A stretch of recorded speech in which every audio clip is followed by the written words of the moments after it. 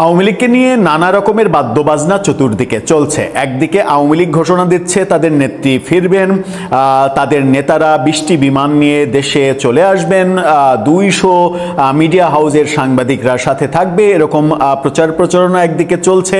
আর একদিকে দেশে যারা তৃণমূলের নেতাকর্মী আছেন তারা প্রতিদিন প্রায় কোনো না কোনো জায়গায় দেশের তারা ঝটিকা মিছিল এটা ওটা তারা করছে। এরই মাঝে আমরা দেখেছি ব্রাহ্মণবাড়িয়া সহ বিভিন্ন জায়গায়, ব্রাহ্মণবাড়িয়া, শরীয়তপুর সহ বিভিন্ন জায়গায় বড় বড় শোডাউনের ঘটনা ঘটেছে। কখনো স্পিডবোট শোডাউন, নৌকা শোডাউন, বাইক শোডাউন, এই ব্যাপারগুলো আমরা দেখেছি। এবং কোথাও কোথাও মানে কি বলবো যে ডেকোরেশনের চেয়ার টেবিল মানে কাপড় চাপড় ভাড়া করে সাজোয়া অবস্থায় তারা সমাবেশ পর্যন্ত করেছে, এরকমটা দেখেছি।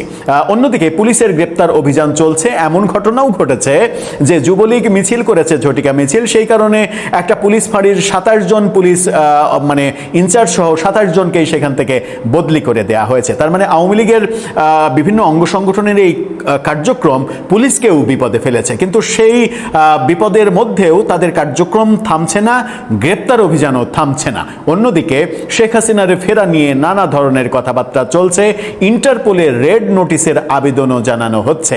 এরই মাঝে গণমাধ্যমে বিভিন্ন জায়গা থেকে বিভিন্ন খবর আসছে। চট্টগ্রাম সহ বিভিন্ন জায়গায় আওয়ামী লীগ গত 2 বছরে প্রচুর শোডাউন করেছে। আবারও চট্টগ্রামের আনোয়ারা থেকে খবর এসেছে এরকম একটা শোডাউনের গ্রেপ্তারের অভিযানও পুলিশ চালাচ্ছে, সেরকম খবরও আসছে প্রতিদিন। চলুন চট্টগ্রামে কি হলো, আওয়ামী লীগের কে কোথায় গ্রেপ্তার হলেন, এই অভিযানগুলো কিভাবে চলছে একটু বুঝে ওঠার চেষ্টা করি এই ভিডিওতে। থাকবেন। দর্শক, বলছিলাম আওয়ামী লীগের ঝটিকা মিছিল, একটা ভিডিও করে ভিডিও ফেসবুকে ছড়িয়ে যাওয়া ভিডিও দেখে পুলিশ গ্রেপ্তার অভিযানে নামবে, এটা যেন গত 2 বছরের নিত্য নৈমিত্তিক ব্যাপার হয়েছে। এরই মাঝে আমরা একটা জায়গায় এমনটাও দেখেছি যে যুবলীগ মিছিল করেছে, এই কারণে একটা পুলিশ ফাঁড়ির 27 জনকেই বদলি করে দেয়া হয়েছে। অর্থাৎ পুলিশ প্রচণ্ড চাপে রয়েছে। যুবলীগ কোথায় মিছিল করবে না করবে সেই কৈফিয়তও পুলিশকে দিতে হচ্ছে। অভিযোগ, পুলিশের মধ্যে দোসর লুকিয়ে রয়েছে, তারা যুবলীগের সঙ্গে গোপন আতাতের মাধ্যমে কাজগুলো করাচ্ছে। এবার চট্টগ্রাম থেকে যে খবরটা গণমাধ্যম খবরের কাগজ দিচ্ছে তাদের শিরোনামটা দেখে নিন। তারা বলছে আনোয়ারায় নিষিদ্ধ ছাত্রলীগের ঝটিকা মিছিল, ভিডিও ফেসবুকে, এবং তারপরে যথারীতি পুলিশের গ্রেপ্তার অভিযান চলছে। কি বলছে তারা বলছে চট্টগ্রামের আনোয়ারা উপজেলায় সরকারের নিষিদ্ধ ঘোষিত সংগঠন ছাত্রলীগের ব্যানারে ঝটিকা মিছিল অনুষ্ঠিত হয়েছে, যার ভিডিও ফেসবুকে ছড়িয়ে দেয়া হয়েছে। ছড়িয়ে পড়ার পরে চাঞ্চল্যের সৃষ্টি হয়েছে এলাকায়। 27 আগস্ট সকাল 10টা 10 মিনিটের দিকে ফেসবুকের মাধ্যমে ভিডিওটা প্রথম প্রকাশ্যে আসে। চট্টগ্রাম দক্ষিণ জেলা ছাত্রলীগের সাবেক সহসভাপতি মিজানুর রহমান তার ব্যক্তিগত অ্যাকাউন্ট থেকে ভিডিওটা পোস্ট করেছেন বলে খবরের কাগজ বলছে। ভিডিওর ক্যাপশনে তিনি লিখেছেন, শেখের বেটি আইতাছে, বীর চট্টলা শেখ হাসিনা ময়। ছড়িয়ে পড়া ওই ভিডিওতে দেখা যায় মিছিলটির সময়সীমা 57 সেকেন্ড। এতে বাংলাদেশ ছাত্রলীগের কেন্দ্রীয় সভাপতি সাদ্দাম হোসেন ও সাধারণ সম্পাদক ইনানের ছবি সম্বলিত একটি ব্যানার নিয়ে প্রায় অর্ধ শতাধিক নেতাকর্মী অংশ নিয়েছেন। ভিডিওর গায়ে প্রকাশের তারিখ হিসেবে 27 আগস্ট 2026 লেখা রয়েছে। সাদ্দাম ইনানের ছবি নিয়েও ছাত্রলীগ মিছিল করছে। মিছিলে অংশ নেওয়া নেতাকর্মীরা শেখ হাসিনার ভয় নাই, রাজপথ ছাড়ি নাই, জঙ্গিবাদের আস্তানা পুড়িয়ে দাও, জ্বালিয়ে দাও এবং আইতাছে রে আইতাছে, শেখ হাসিনা আইতাছে সহ সরকার বিরোধী নানা স্লোগান দিতে থাকেন। স্থানীয় সূত্র বলছে চট্টগ্রাম দক্ষিণ জেলা ছাত্রলীগের সাবেক সহসভাপতি মিজানুর রহমানের নেতৃত্বেই মূলত এই মিছিলটা হয়েছে। উপজেলার চট্টগ্রাম আনোয়ারা বাঁশখালী পিএবি প্রধান সড়কের কৌশলগত ভাবে গুরুত্বপূর্ণ কলাবিবির দিঘির মোড় সংলগ্ন এলাকায় ঝটিকা মিছিল আকারে মিছিলটি করা হয়। ব্যানার নিয়ে কয়েক গজ হেঁটে এবং স্লোগান দিয়ে নেতাকর্মীরা সেখান থেকে দ্রুত চলে যান, যেন পুলিশ কোনোভাবেই তাদেরকে টার্গেট করতে না পারে। এ বিষয়ে আনোয়ারা থানার ওসি জুনায়েদ চৌধুরী বলেছেন, বিভিন্ন মাধ্যমে বিষয়টা আমাদের নজরে এসেছে, তবে ঠিক কতক্ষণ আগে এবং কোথায় এটি করা হয়েছে সে বিষয়ে এখনও বিস্তারিত নিশ্চিত হওয়া যায়নি। আমি খোঁজ নিচ্ছি এবং এই ঘটনায় জড়িতদের শনাক্ত করতে খোঁজ খবর চলছে। মানে ওসি সাহেবকে বলা যেতেই পারে যে ভাইজান দ্রুত খোঁজ খবর নেন, দ্রুত গ্রেপ্তার করেন, কারণ একদিন আগেই এরকম ঘটনা ঘটেছে যে এই যুবলীগের একটা মিছিলকে কেন্দ্র করে একটা পুলিশ ফাঁড়ির 27 জনকেই বদলি করে দেওয়া হয়েছে, অর্থাৎ সবাইকেই বদলি করে দেওয়া হয়েছে। আপনি যদি তাদেরকে গ্রেপ্তার করতে দেরি করেন তাহলে আপনার থানাতেও সেরকম ঘটনা ঘটতে পারে। এখন এই ঘটনার খবর যখন খবরের কাগজ দিচ্ছে তখন আমরা দেখছি যে আরও কিছু খবর আসছে। এই খবরটা দেখে নিন, জামালপুরের এই খবরটা। দেওয়ানগঞ্জে নিষিদ্ধ ছাত্রলীগ নেতা গ্রেপ্তার, মানে ককটেল বিস্ফোরণ মামলা রয়েছে তার বিরুদ্ধে। এই গ্রেপ্তারের খবর যেমন দেখছি তেমনি সম্প্রতি আমরা দেখছি যে রাজশাহীর বাঘা থানায় ছাত্রলীগের জেলা ছাত্রলীগের সদস্য রাসেলকে গ্রেপ্তার করার দৃশ্য বাঘা থানা পুলিশের ওসির সামাজিক পেজ থেকে বেশ ব্যাপকভাবে প্রচার করা হয়েছে। তাদের পেজ থেকেই এই ছবিটা পেয়েছে, এই ছবিটা দেখুন। এবং তার বিরুদ্ধে বলা হচ্ছে যে 8 মামলার পলাতক আসামি।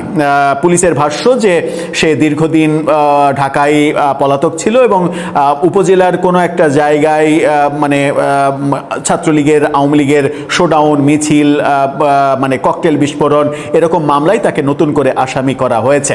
এরই মাঝে এই ছাত্রলীগ নেতা সম্পর্কে আমরা জানি যে মানে একবার এই 24-এর পরে একবার জেল খেটে জামিনে মুক্ত হয়ে বেরিয়েছিলেন।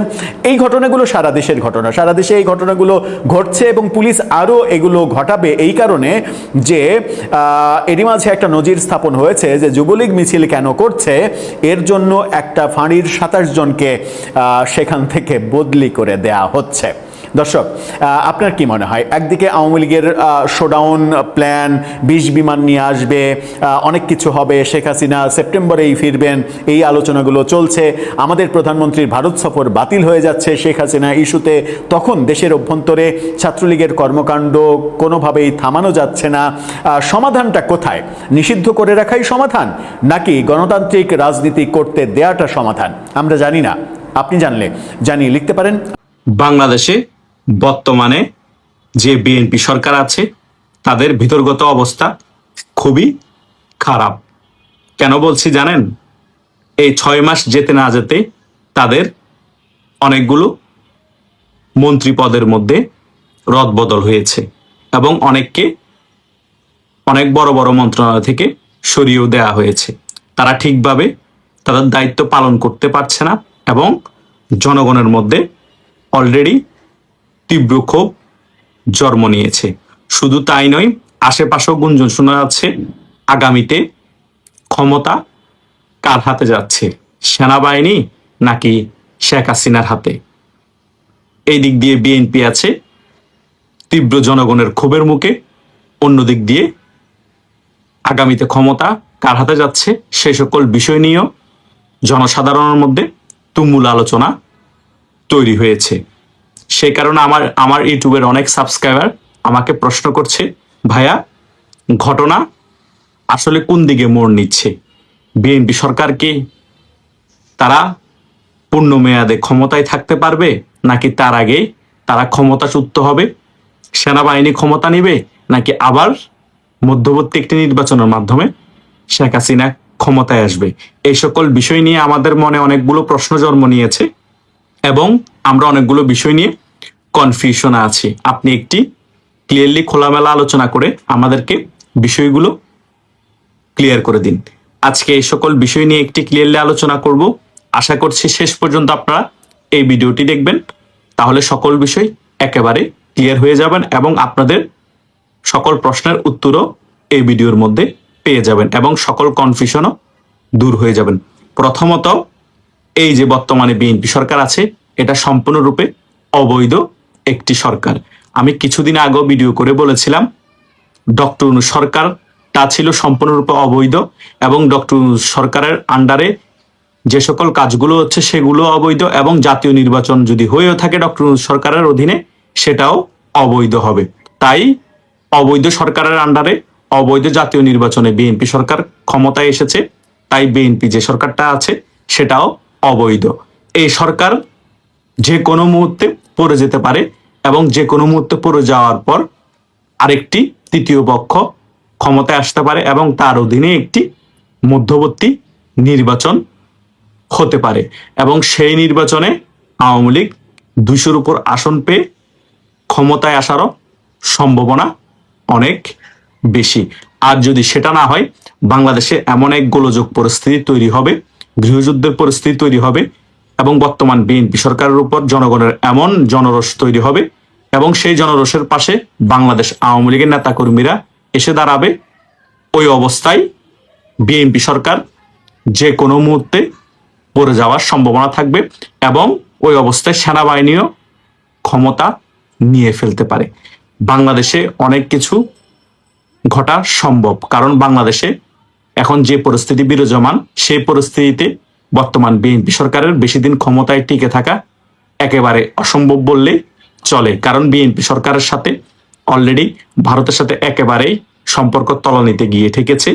বিএনপি যে একেবারে পাকিস্তানপন্থী, তুরস্কপন্থী, সেটা মোটামুটি ভারত বুঝে ফেলেছে। তাই ভারত এখন আর বিএনপির সাথে অনেক বেশি ভালো সম্পর্ক রাখবে না, এবং বিএনপিকে যত তাড়াতাড়ি সম্ভব ক্ষমতাচ্যুত করার জন্য যা যা করা প্রয়োজন সকল কিছু করার জন্যই ভারত অলরেডি প্রস্তুতি গ্রহণ করে ফেলেছে। আমরা গতকালকেও দেখেছি ভারতের পররাষ্ট্রমন্ত্রী এস জয়শঙ্করকে বার্তা দিয়ে পুতিনের সাথে দেখা করতে পাঠিয়েছে নরেন্দ্র মোদী।